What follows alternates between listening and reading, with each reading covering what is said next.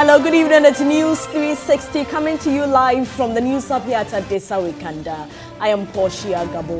Good evening to you. I am Noble Crosby, and thank you so much for joining us. We're live also on all our social media platforms at TV3 Ghana. These are the headlines of the bulletin this evening. News 360 Headlines is brought to you by Pepsodent Charcoal and Pepsodent Herbal. EcoBank.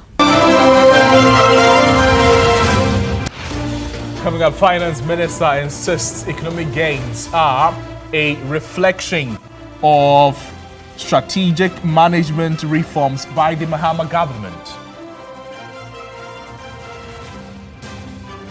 Also coming up tonight, health expert warn funding gaps could reverse Ghana's HIV progress without increased investments.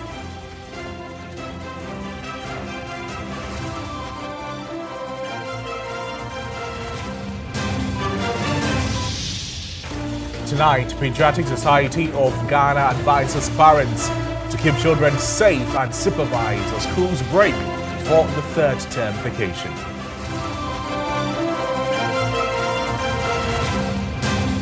Later in business news, government to lay new cocoa board bill before Parliament to guarantee farmers at least 70% of cocoa export price and drive more local cocoa processing.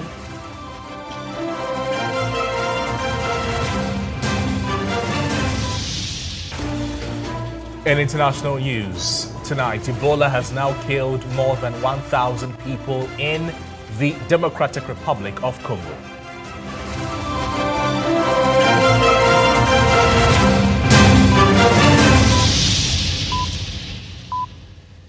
We have details of all these stories and many more coming up in the next 1 hour. Do stay with us.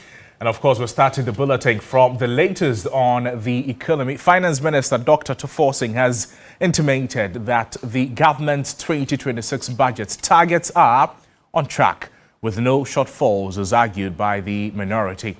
At the 2026 budget review presentation, he insisted that the government will ensure fiscal discipline to consolidate the gains made so far.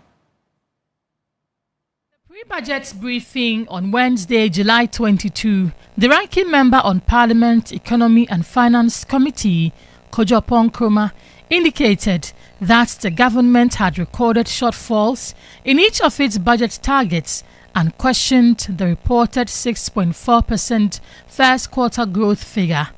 But delivering the mid-year budget statement on Thursday, July 23, Finance Minister Dr. Kasiel Atuforsen insisted that the targets had been exceeded, adding that government is on course to meet its 1.5% end-of-year inflation target.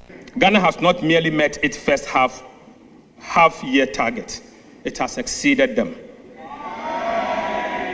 Mr. Speaker, overall GDP growth was 6.4% in the first quarter of 2026, well ahead of the 4.8% full-year target.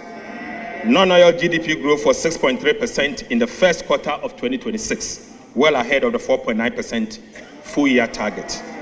Inflation has more than halved, falling from 13.7% in June 2025 to 5.3% by end of June 2026, against a target of 8 plus or minus 1% at the end of the year. The primary balance recorded a surplus of 0.9% of GDP on commitment basis, firmly on track to achieve our end-year target of 1.5% of GDP. Gross international reserves was 5 months of import cover as at end of June 2026, exceeding the target of at least 3 months of import cover. The minister says Ghana's economy is now ranked 8th on the continent and is attracting increased interest on the international market. It is therefore not surprising that Ghana is now recognized as the 8th largest economy in Africa. Mr. Speaker, these are not mere statistics. They represent higher incomes, stronger businesses, greater opportunities, and an economy with an enhanced capacity to invest in its people. Multidimensional poverty, which measures deprivation across living conditions, education, health, and employment, declined from 24.9% in Q3 of 2024 to 21.9% in Q3 of 2025. Mr. Speaker, this simply means that about 950,000 Ghanaians moved out of the multidimensional poverty in just 1 year. The review also provided an update on the successful completion of Ghana's Extended Credit Facility ECF program and the country's planned transition to the IMF's Policy Coordination Instrument, PCI.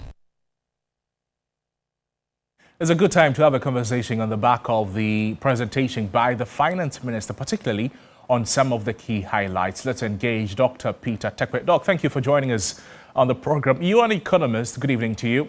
The government has set aside some 15.6 billion cedis in what it calls a sinking fund for future debt obligations. The question will be, is this a prudent move for debt management, bearing in mind the trajectory that we've come from? Thank you very much, and good evening to your cherished viewers. Let me first of all commend the Finance Minister for the clarity in the presentation. He demonstrated strong command over the presentation and the figures as well. Well, sinking fund, yes. I think that one of the challenges we've had over the years is planning to repay our debt. And one of the things we talk about is to be building reserves gradually towards maturity. And the sinking fund is the way to go. And so I was very excited to see that we have learned lessons from the past, and government is building reserves gradually towards debt repayment. And I think that that is a very good measure that the government is putting in place, and I commend them highly for that, especially he giving us update as well on that. So yes, for specific question on sinking fund, that is a prudent way to go in debt management, and I think that government is doing exactly that, especially when they have set aside some funding for that. And so we know that regularly funds will be going to it. So that is a very good and prudent way of managing debt. What are the disadvantages or the temptations, if you like, Doc, that we're likely to face?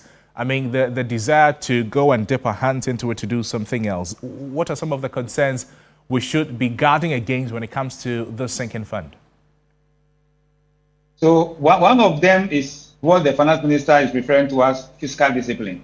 And so fiscal discipline is not just on the expenditure aspect, but it's about, protecting and ring fencing some of these funds, and so that you don't go and dip your hand into it. And so I think that in order to firm up, not even this government alone, but for subsequent government, we should have a legislation such that it will protect this sinking fund, that any money that goes into it will purposely be used for debt repayment, so that no government can go in there to go and then put its hands into it. So that will say that for you to use any funds from that, to utilize funds from the sinking fund, you have to go to Parliament for approval. So we have to ring fence this fund so that future government, successive government, will not come and then do their own thing as well. So yes, fiscal discipline, this is one of them. And for us to protect it, we need to use a law to protect it.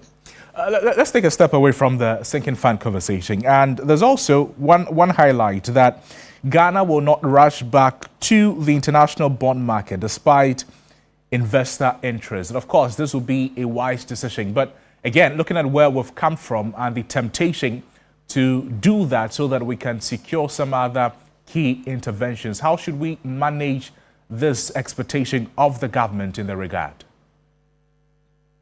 Well, if you look at the comment by the minister, I am tempted to agree with him that we will not rush to go to the international bond market. Not necessarily because Ghana doesn't need money, because of course no government can execute it budget fully without support from external sources or other sources. Right. Because government rolls out social projects, so they will definitely need additional funding. The challenge we face over the years is about the utilization of these funds when we get them, when we go for the loan, how these loans are utilized. And that is a major challenge that we face, that if you want to go for loan for specific project, let us know the timeline of that project. Let us know that indeed the loan you are going for can fully execute the project. Then we know that we are going for 100 million, and that 100 million is to build the road from X to Y, from A to B. Then we can be able to monitor. The challenge we've had over the past year is that we've been going for these loans. We don't know what the loans are used for, but we are always contracting loans. So going forward, if you want to go to the international market to borrow, let us know specifically what the money is going to be used for, and let's ensure that the money is channeled to that specific purpose so that we can track it as well. Luckily, government has set up fiscal council. They've set up, value for money, center as well. And so these are all measures to ensure that monies that we borrow are actually put to judicious use. So yes, going to the international market should not be in a haste, but that doesn't mean that it is not good to go, because we definitely need funds, and that is the reason why it calls for judicious use of the loans when we go for it, so that we'll be able to track it. And for me, that is where the backstop are, that when we go for the loan, let us be told what is going to be used for, and let us track it. Then we can be able to monitor and supervise properly with regards to the utilization of these funds, of these loans. I see. And a few more questions before you take leave of us, Doc. Now, we're looking at the positioning of the central bank as well, and I'm looking at the statement from the finance minister that government has issued a 5 billion recapitalization bond to the Bank of Ghana, and it says that further provisions will be made annually. My question is this enough to restore the central bank's financial position as well as protect the independence of the central bank, bearing in mind what the concerns of the minority has been the past few months? Well, indeed, the central bank is there to actually come in to support government when the need arises. And so in the past, in 2022, for instance, we saw how the central bank came in to support government. Without that, the country will have actually gone on its knees, on her knees. And so that is the role of the central bank. What we have to do is to decouple that from the from the government, where the central bank has to be independent so that it can play its role as we are seeing now. Right. I think that these funds will not necessarily be enough, but if we don't continue to go back and asking for money from the central bank, then definitely with this 5 billion, I can tell you that it will be enough to bring the central bank to the level where it has to be. The unfortunate thing is where government overspend and then they have to run to the central bank. And the central bank is the last, savior for the government when they are in need. And so we cannot. But if we want to recapitalize it, then the good thing is that we are saying that we will not go back again to go and be dipping into their coffers anymore, where they have to be bringing out, they have to be always supporting the government when there's no option. So yes, it is good, it's going to help, but that will only be sustainable if we don't go back again in the situation where we find ourselves currently, because right, it is because of our own management of the economy that made the central bank be in the position that we find ourselves now. Without that, Ghana will have been on her knees. Dr. Takwe, thank you so much for your time with us on the program. Unfortunately, that's all time we'll allow for. Dr. Takwe is a finance economist speaking with us there. There's some other stories tonight. Yes, still in Parliament, the Finance Minister has assured the House that Ghana's economy will never return to the emergency room, stressing that government is delivering its macroeconomic targets to achieve a 1.5% primary surplus by the end of the year, from cutting wasteful expenditure to flood mitigating measures and settling debts. Government says disciplined measures are being implemented to put the country on unrivaled growth. But the minority has described the review as uninspiring. Christian Yali reports. He began his presentation by touching on the June 29 floods that brought the capital to a standstill, indicating that the president has directed the housing ministry to put in measures to prevent this permanently, indicating that funds for this would be made available in the 2027 budget. On the direction of His Excellency the President, I am making available additional resources for ongoing dredging and construction of critical drains in the affected areas. His Excellency the President has directed the Ministry of Works, Housing and Water Resources to develop a comprehensive and permanent solution to flooding in Accra and other flood-prone areas across the country. The necessary funding for the implementation of this permanent solution will be provided in the 2027 budget and the medium term. He then touted government fiscal discipline, which he says has resulted in the macroeconomic gains made, even in the first half of the year. Some have suggested that our recent macroeconomic gains are simply the product of good fortune. Others have attributed the recovery solely to the debt restructuring program or the IMF program inherited in 2025. But Mr. Speaker, I firmly disagree. Our recovery is as a result of superior economic management. Debt restructuring may create fiscal space, but it does not create fiscal discipline. The minister indicated that Ghana has already achieved its statutory debt target of 45% of GDP, years ahead of both IMF program timelines and the targeted date under the Public Financial Management Act. He also touched on the debt to GDP ratio, which he says declined from 61.8% at the end of 2024 to 44.7% end of 2025 and currently stands at 45% by June 2026. Since the introduction of the AI-powered customs reforms, monthly customs revenue has increased by approximately 17%, reflecting stronger compliance, more effective enforcement, and significantly reduced leakages. Dr. Kasela Tuforsen indicated that Ghana is expected to pay 111 billion cedi to service DDEP bonds in 2 years, but indicated that the country is having a strong stance at the international capital market. Multidimensional poverty, which measures deprivation across living conditions, education, health, and employment, declined from 24.9% in Q3 of 2024 to 21.9% in Q3 of 2025. Mr. Speaker, this simply means that about 950,000 Ghanaians moved out of the multidimensional poverty in just 1 year. He concluded his presentation by giving what looks as a summary of what they've been able to achieve on the target and indicated that the economy is in safe hands. Today, inflation stands at 5.3%. Our currency, the Ghana cedi, has stabilized. Economic growth is above 6% and broad-based.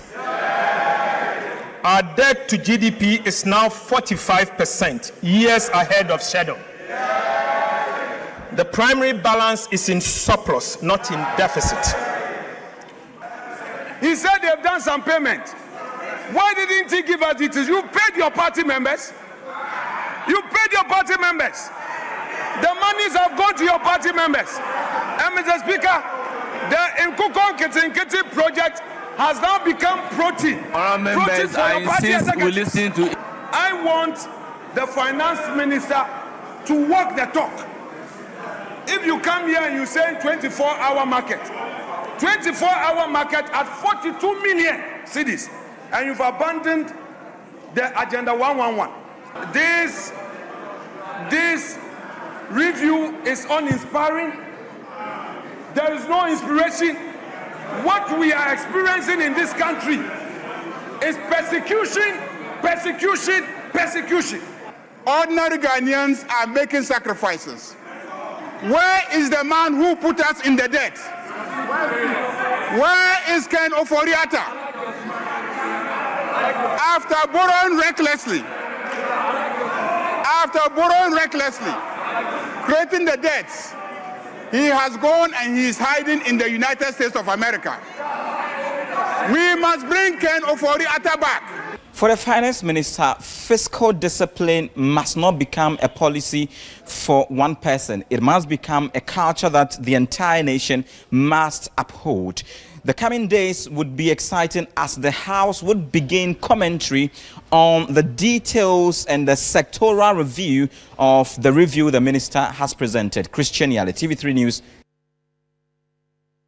And still with us here on TV3, also all the media general platforms, as discussions on the media budget review will continue in a subsequent engagement. But away from the economy to the safety of children, for many parents, many children, the long school vacation is a time for fun, play and freedom from the classroom.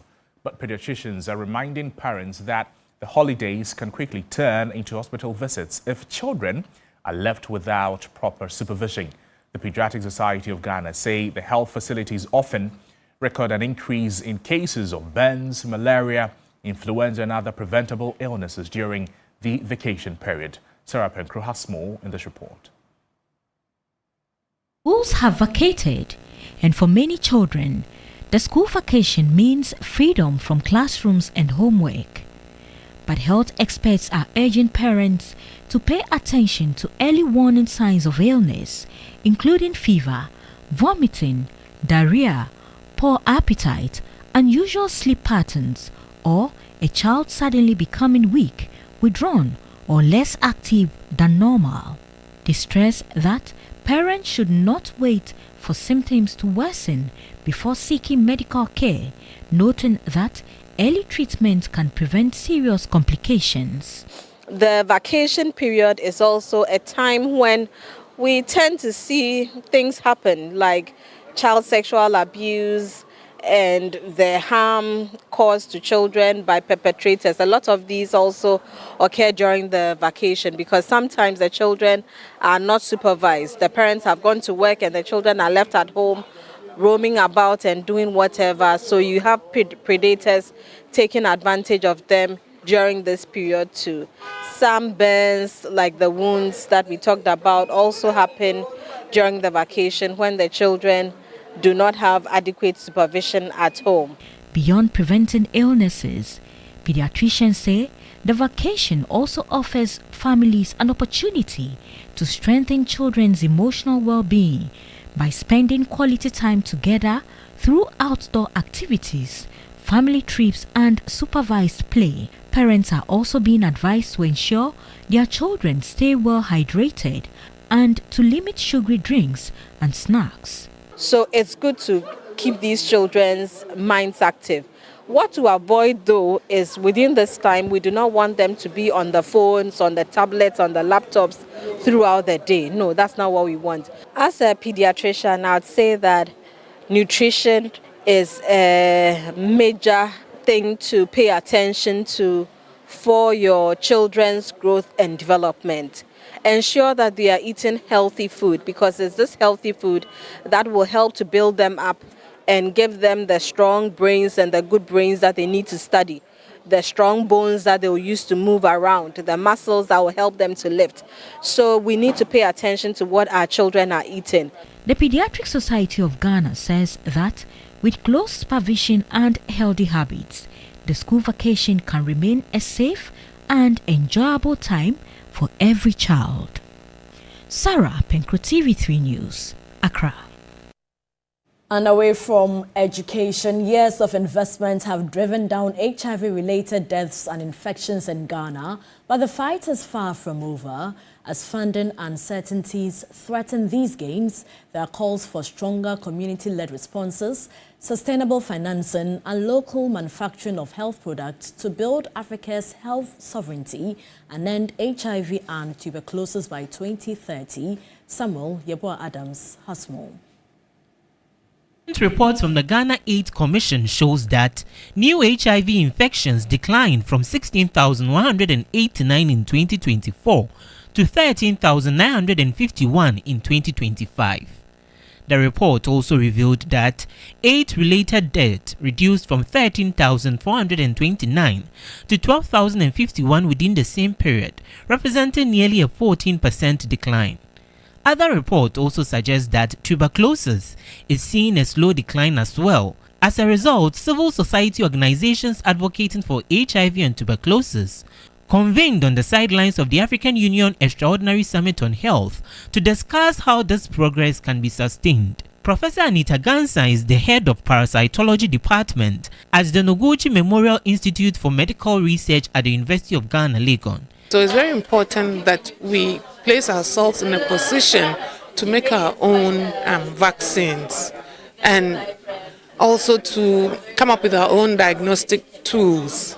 And so it is very, very important, not just the manufacturing of the vaccines or diagnostic, but we must also see knowledge building, innovation as part of the manufacturing ecosystem. With funding uncertainties being one of the major concerns, the Director of External Affairs at the Global Fund believes there must be stronger domestic investment to protect gains made against HIV and TB.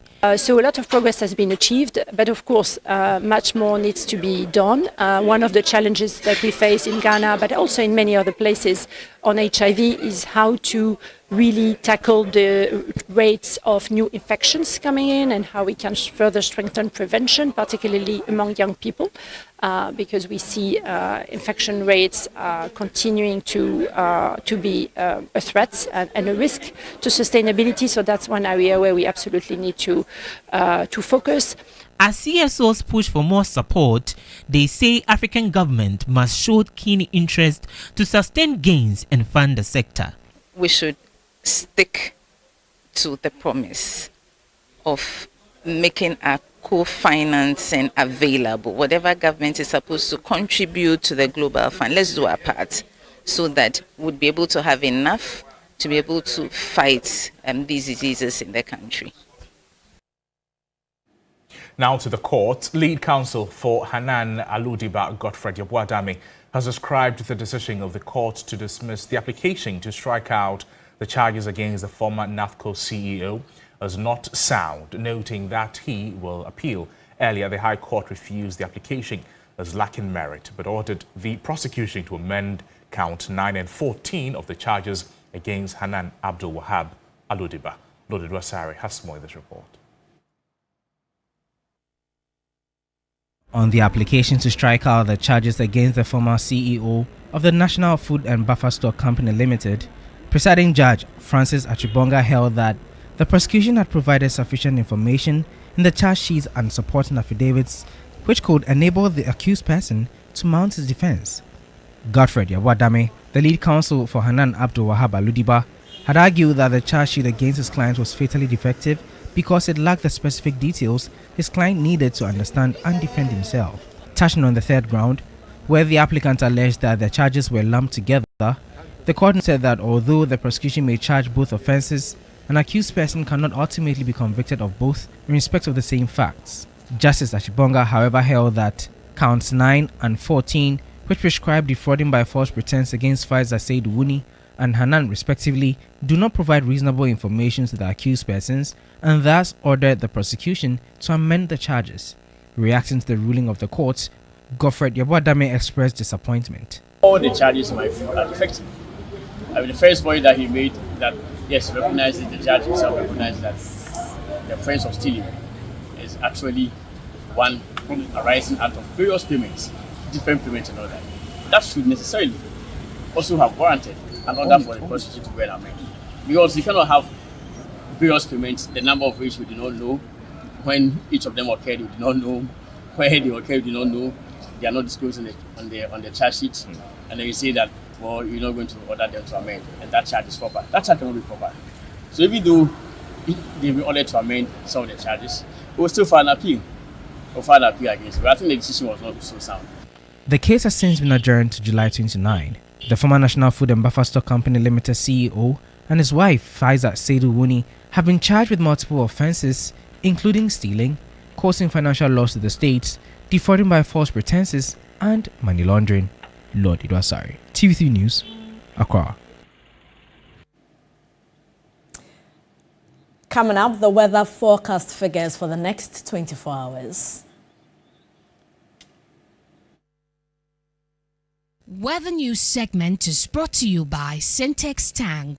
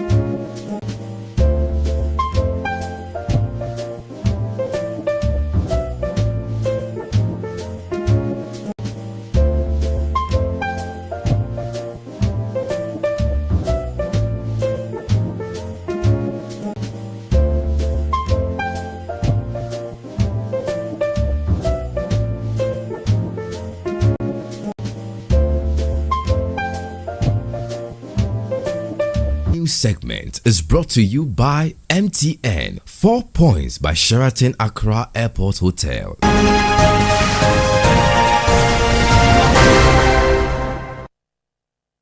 Good evening. Welcome to the business segment on News 360 with me, Menu Afol. Now, government is proposing sweeping reforms to Ghana's cocoa sector, including a new law to replace the decades-old Cocoa Board Act. The new bill will repeal the existing 1984 law and establish a modern governance and financing framework for the cocoa sector. The reforms aim to guarantee cocoa farmers at least 70% of the free on-board price, introduce a new producer pricing formula, strengthen Cocoa Board's finances, and ensure at least half of Ghana's cocoa is processed locally. The Finance Minister, Dr. Kasiela Tuforsen, announced the reforms while presenting the 2026 mid-year budget review in Parliament. The proposed legislation will introduce a new producer pricing mechanism that aligns producer price with movement in international cocoa price, exchange rate development, and other relevant market conditions. We will also guarantee the cocoa farmer not less than 70% of gross free on board price. Meanwhile, the Finance Minister announced that government has injected an initial 400 million cedis as capital for the Women's Development Bank. According to him, government awaits a banking license from the Bank of Ghana to commence operations. Following its incorporation, government applied to the Bank of Ghana for the requisite banking license to enable the bank commence operations. Mr. Speaker, in fulfillment of the capital requirement for licensing, the Ministry of Finance has deposited an amount of 400 million Ghana cedis into an account with the Bank of Ghana as the initial capital for the Women's Development Bank. Mr. Speaker, the Women's Development Bank is expected to commence full operations before the end of this year. Dr. Kasiela Tuforsen, during the mid-year budget review, however, reaffirmed government's commitment to fiscal discipline. Meanwhile, Executive Director of the Africa Sustainable Energy Center, Engineer Justice Ohenia Kutu, has expressed disappointment over the lack of key announcements in Ghana's 2026 mid-year budget review. Speaking after the presentation, he was worried that nothing was said about fuel pricing and, more importantly, about a review of levies affecting fuel prices. The Executive Director of the Africa Sustainable Energy Center, Engineer Justice Ohenia Kutu, noted that one major concern is the Dumso levy, which he had expected to be addressed. We were expecting to hear that is also going to be part of the levies that has been taken out. I mean, the government mentioned after the question that there's going to be a review after some time. It was quite unfortunate that we didn't hear anything on that. That would have reduced the amount that we buy fuel, at the pump. So that was one. And then, in Ghana, anything that is attached to, fuel automatically attached to goods and services. So, if we had that levy removed, that would have been a cushion. The Executive Director of the Africa Sustainable Energy Center, however, welcomed government announcement of a new 1,200 megawatt power plant in the 2026 mid-year budget review. The government talking about the 1,200 megawatt plant that is coming on board. That is really good. At least it's going to, increase our total capacity as we have in Ghana. Now we see that the peak load is gradually meeting up with the capacity that we have. So that is going to give us a number of spinning reserves. But then one thing we didn't hear has to do with renewable energy integration. We are undermining climate change. Let's now take a look at what's happening on the forex and commodities markets.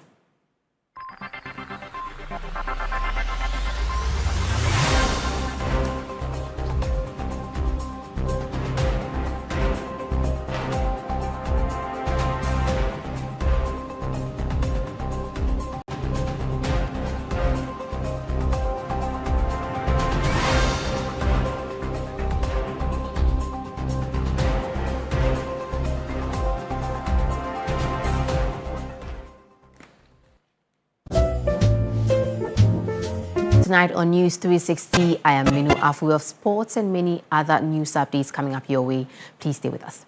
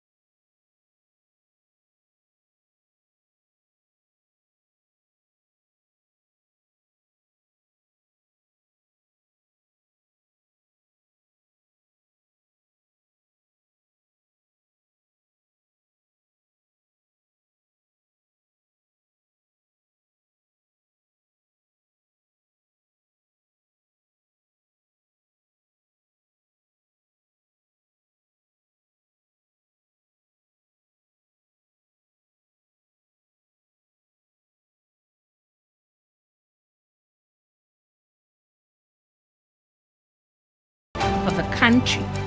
The Black Bombers account for 34 out of the 63 medals, with Azuma Nelson, Eddie Blay, Joe Daki, Raymond Na, Clement Korte, Sule Shitu made boxing the #1 choice for Ghanaians at the Quadrennial Games.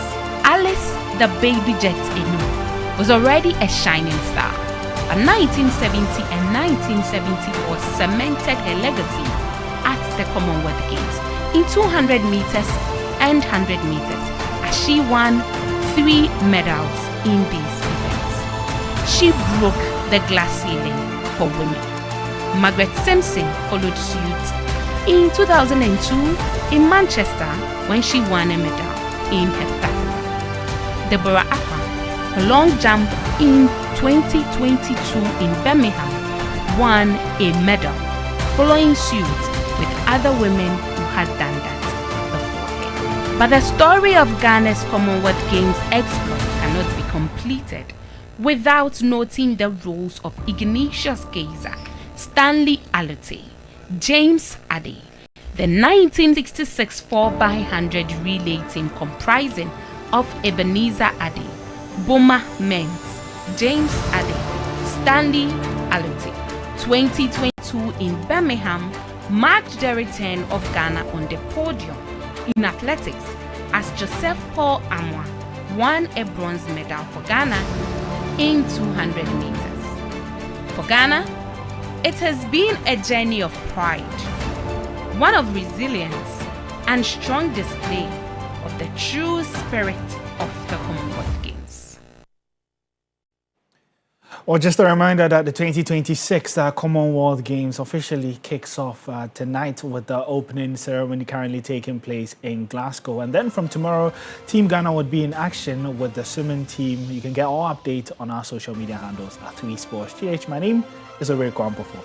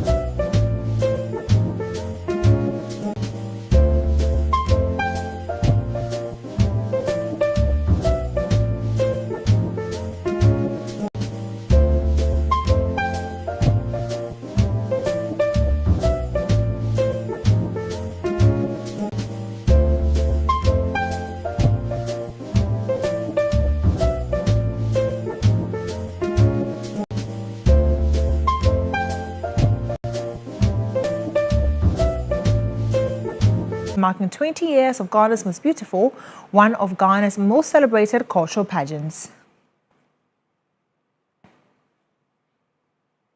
And now to some more stories. A legendary Ghanaian musician, Abel Taylor, will be laid to rest on Saturday, August 1, 2026 in Salt Pond after an illustrious career spanning more than 6 decades. A private laying in state will be held on Friday, July 31, before a burial service at Wesley Methodist Church, Salt Pond, and interment at Victoria Park. Abel Taylor was one of the pioneers of Ghanaian highlife and Afrobeat, influencing the sound of African music for generations. Throughout his career, he worked with celebrated musicians including Pat Thomas, C.K. Mann, and Fela Kuti, while helping shape the careers of many others. His music gained international recognition and was sampled by global artists such as Asha, the Black Eyed Peas, Kelly Rowland, Jidena, Vic Mensa, and Rhapsody. Known for blending highlife, jazz, funk, and Afrobeats, Abel Taylor inspired countless musicians across Ghana, Africa, and the rest of the world. As Ghana honors Abel Taylor, his legacy as a master of highlife, jazz, funk, and Afrobeats will continue to live on through his timeless music and the many artists he inspired across Africa and the world.